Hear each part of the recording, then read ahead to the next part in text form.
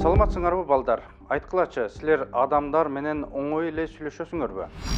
Ар бир адамдын белгилүү бир мамиле түзүү чөйрөсү бар. Бул мамиле түзүү жагымдуу болгон жакындары, достору.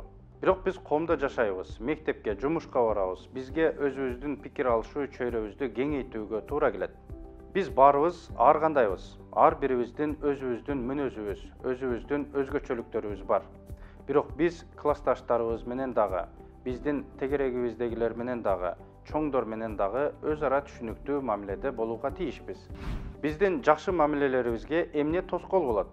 Биздин өз ара мамилелерибизди кандай оң сапаттар колдоп турат? Пикир алышуу адамдын негизги керектөөлөрүнүн бири. Пикир алышуу бул адамдар ортосундагы маалымат жана эмоцияларды алмашуу.